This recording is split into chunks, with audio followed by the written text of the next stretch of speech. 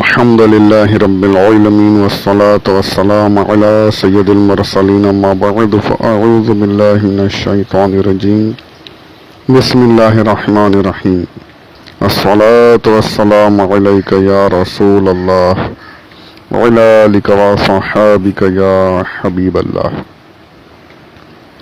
15 ربیع الاول 1442 ہجری 2 نومبر 2020 دوشنبہ یوم الاثنین پیر منڈے. السلام علیکم ورحمۃ اللہ وبرکاتہ. اس کے پچھلے والے آڈیو میں حضرت علی کرم اللہ وجہہ الکریم کی سادہ زندگی اور عاجزانہ روش کا میں نے ایک ہی واقعہ پیش کیا تھا کہ آپ نے 17 کھجوروں کو کس طریقے سے حاصل کیا. پانی کنویں سے کھینچ کر مزدوری کر کے آپ نے کھجوریں حاصل کی. اور یہ ایک ہی واقعہ نہیں ہے، بہت سے واقعات ایسے ہیں کہ آپ نے جس میں عاجزی سادگی کو اختیار فرمایا. مال کی طرف آپ نے کبھی بھی توجہ نہیں فرمائی، کبھی نہیں. یہاں تک کہ جب آپ خلیفہ ہوئے ہیں، حضرت عثمان غنی رضی اللہ تعالی عنہ کی شہادت کے بعد جب خلافت آپ کے حصے میں آئی،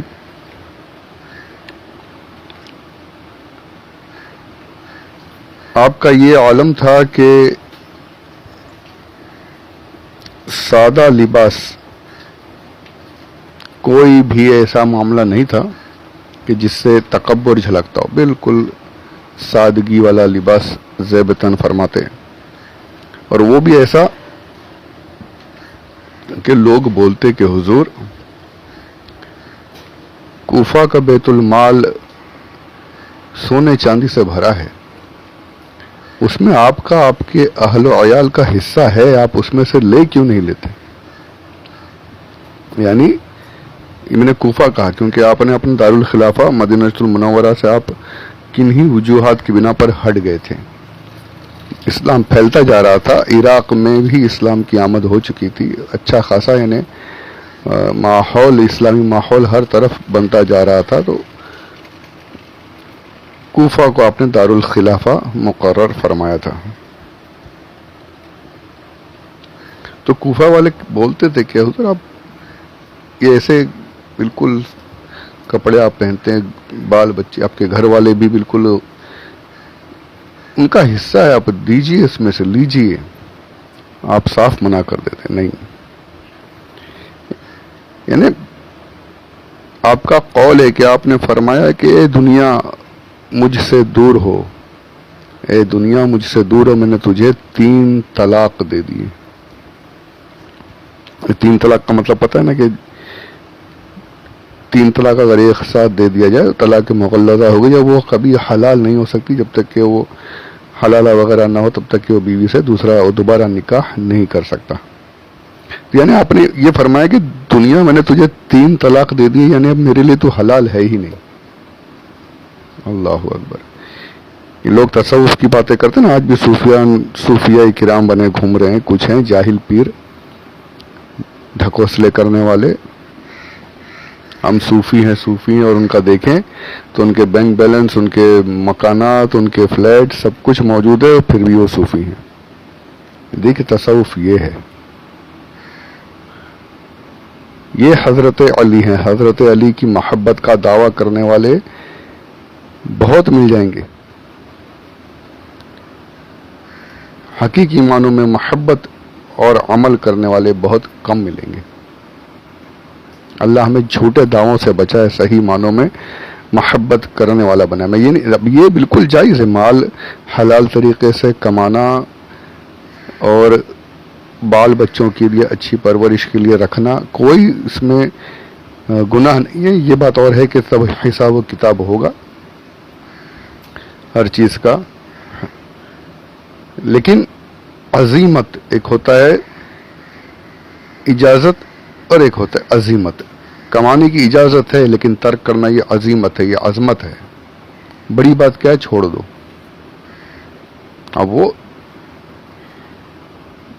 سب کو نصیب نہیں یہ ساری باتیں، یہ اللہ والوں کی باتیں. یہ کتاب میں نے کہا نا اللہ والوں کی باتیں، حلیت الاولیاء کا نام ترجمہ یہ رکھا گیا. تو یہ بزرگوں کے واقعات، یہ ان کے واقعات، اللہ عمل کی توفیق عطا فرمائے. اتنا ضرور ہو کہ آدمی قرضدار نہ بنے کسی کا. اب ان کا تقوی، ان کا جو مقام ہے وہاں تک تو پہنچنا بہت مشکل ہے. اور آپ نے ہمیشہ مال کو ترقی فرمایا ہے. علم سے محبت، علم کے بارے میں بہت آپ نے تاکید فرمائی. علم اور مال میں کئی جگہوں پر آپ نے علم کی فضیلت بیان فرمائی، بلکہ یہاں تک فرمائے علم اور مال میں ایک بڑی کافی طویل روایت ہے کہ علم جو ہے، علم سے انسان کی عزت بڑھتی ہے. علم انسان کی حفاظت فرماتا ہے اور مال، اس کی حفاظت انسان کو کرنی پڑتی ہے. جس کے پاس علم ہو، علم اس کی حفاظت فرماتا ہے. جس کے پاس مال ہو، اسے مال کی حفاظت کرنی پڑتی ہے. علم جتنا بانٹو اتنا بڑھتا ہے اور مال خرچ کرنے سے کم ہوتا جاتا ہے. سبحان اللہ. یہ دیکھیے حکمت کی باتیں ہیں. یہ حضرت علی کے اقوال جو ہیں، یہ آپ کے خطبات، آپ کے اقوال، تو یہ تو کتابوں میں اتنے ملے، میں وہ سب یہاں بیان کر ہی نہیں سکتا. میں وہ بولنے جاؤں گا تو ایک ایک بیان پر، ایک ایک جو آپ کا خطبہ ہے اس پر کئی آڈیوز بنانے پڑیں گے. تو وہ تو یہاں بولنا ہی نہیں ہے. اس کے لیے تو اگر آپ کو اللہ شوق دے تو کتابیں پڑھیے. اتنی حکمت بھرے خطبات ہیں آپ کی. فرمایا کہ مال جب تک رہتا ہے انسان کے پاس تب تک اس کی واہوائی ہوتی ہے. جب مال ختم کوئی پوچھتا بھی نہیں. لیکن علم اس کے پاس سے جاتا ہی نہیں، ہمیشہ رہتا ہی ہے اور ہمیشہ لوگ اسے عزت کی نگاہ سے دیکھتے ہیں، علم والے کو. اچھا، مال جب تک کہ انسان زندہ ہے تب تک اسے فائدہ دیتا ہے. جو کچھ بھی تھوڑا بہت فائدہ حاصل ہوتا ہے جب تک کہ یہ زندہ ہے تب تک. مر گیا اب کوئی فائدہ حاصل نہیں. لیکن علم مرنے کے بعد بھی فائدہ پہنچاتا رہتا ہے. جس کو بھی سکھایا، جو بھی عمل کر رہے ہیں، اس علم کا فائدہ اسے قبر میں بھی پہنچتا رہے گا. مال والے کا تذکرہ جب تک وہ زندہ ہے تب تک ہو رہا ہے. مرنے کے بعد مال والوں کو کوئی پوچھتا نہیں. لیکن علم انسان کے چلے جانے کے باوجود لوگ عزت سے علماء کی عزت کرتے ہیں، ان کے لیے دعائیں کرتے ہیں، فاتحہ کرتے ہیں. ساری چیزیں ہوتی ہیں نا. مرنے کے بعد بھی علم کا فائدہ پہنچتا رہتا ہے. تو یہ بہت سی باتیں آپ نے مال کو تو بالکل ترک فرمائی. یہاں تک روایت موجود ہے، یہاں تک موجود ہے کہ ایک مرتبہ کسی نے آ کر آپ کے جو وزراء جو تھے، یعنی بیت المال پر جو نگراں تھے، حساب کتاب رکھنے والے، انہوں نے آ کر کہا حضرت امیر المومنین، بہت کوفہ کے بیت المال میں ہمارے بہت سونا چاندی جمع ہو چکا ہے. خوشخبری دی اس نے آ کر کہا کہ بہت سونا چاندی اپنے پاس، مال کی کثرت ہے. آپ نے کہا بڑے یعنی لرز گئے. فرمایا کوفہ والوں کو بلاؤ، سارے جو غربا جو ہیں ان کو بلاؤ. اور روایت میں ہے کہ آپ نے جتنا بیت المال میں جو جتنا خزانہ جو کچھ جمع ہوا تھا، سارا کا سارا بلاتے جاتے تھے لوگوں کو اور بانٹتے چلے جاتے تھے، بانٹتے جاتے تھے. یعنی یہاں تک کہ بیت المال جو بولتے ہیں وہ ایک لاکر روم جسے سمجھ لیجیے آج کے دور کا، جس میں درہم اور دینار وغیرہ جمع ہوتے تھے زکوٰۃ کا یا اور بھی جو ٹیکس وغیرہ جو اسلامی حساب سے تھا ان سب چیزوں کے. اور پھر غزوات میں جو فتوحات حاصل ہوتی تھیں اس سے جو مال حاصل ہو، جو ساری چیز وہ سب اس روم میں جمع کیا جاتا تھا. آپ نے بانٹنا شروع کر دیا یہاں تک کہ ایک بھی درہم یا دینار اس روم میں، اس بیت المال میں جمع باقی نہیں بچا. سارا کا سارا آپ نے بانٹ دیا. اور اس کے بعد فرمایا اس کے دھو ڈالو. دھو کر پانی کا چھڑکاؤ کر کے صاف کر کے پھر آپ نے اس بیت المال میں، اس خالی بیت المال میں 2 رکعت نماز ادا فرمائی. اور یہ ایک بار نہیں، کئی مرتبہ آپ ایسے ہی کیا ہے آپ نے. یعنی بالکل توکل اللہ پر، اور لوگوں کو مال سے بالکل دوری، مال چاہیے ہی نہیں. یہ آپ کا حال تھا. نماز کی ادا فرمائی کہ امید پر کے بیت المال بھی گواہی دے دے کہ میں نے، یا اللہ تو پورا خالی کر دیا انہوں نے، مجھے کچھ بچا ہی نہیں، اور وہاں پر نماز ادا فرمائی. کتنی اعلیٰ سوچ تھی یہ، کتنی اعلیٰ سوچ. اچھا حال یہ تھا کہ ایک مرتبہ تلوار لے کر نکلے بازار میں، جہاں بازار لگا ہوا تھا، پکار کر کہا کہ یہ میری تلوار ہے جو میں اسے بیچنا چاہتا ہوں، اسے بیچنا چاہتا ہوں. اور کہتے کہ خدا کی قسم اگر میرے پاس تہبند یعنی ازار کہہ لیجئے، پاجامہ، یعنی فرماتے کہ انہیں اعلان کیا تلوار بیچنی ہے، اور کہہ رہے ہیں کہ اگر خریدنے کے پیسے بھی ہوتے تہبند وغیرہ کے تو میں بیچتا نہیں. یعنی اپنے پاس کچھ رکھا ہی نہیں آپ نے کبھی. یہ حال تھا. یہ خلیفہ کا حال ہے. یہ خلافت کے بعد کا معاملہ ہے. کیا کہیں گے اس کو؟ یہ عظیمت جو ہے، یہ شرف جو ہے، یہ ہر کسی کے نصیب کا نہیں ہے. آج تو مال کی محبت کے پیچھے جو ہمارا حال ہے، میں اس پر بولنا ہی نہیں چاہتا، اور نہ بولنے کی ضرورت ہے. سب کو پتا ہے کہ آج دنیا کس روش پر چل رہی ہے.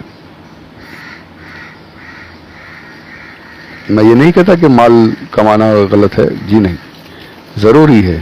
حدیث پاک میں کہ اوپر والا ہاتھ بنو، اوپر والا ہاتھ نیچے والے ہاتھ سے بہتر ہے. تو اوپر والا ہاتھ ضرور بننا چاہیے، یعنی دینے والا ہاتھ بننا چاہیے. لینے والے ہاتھ سے اللہ سب کو بچائے، اللہ سب کی حفاظت فرمائے، سب کو اللہ عز و جل دینے والا بنائے. اور جن کے حالات خراب ہیں، اللہ ان کے حالات بھی درست فرما دے. لیکن اس کے باوجود تقوی یہ ضروری ہے.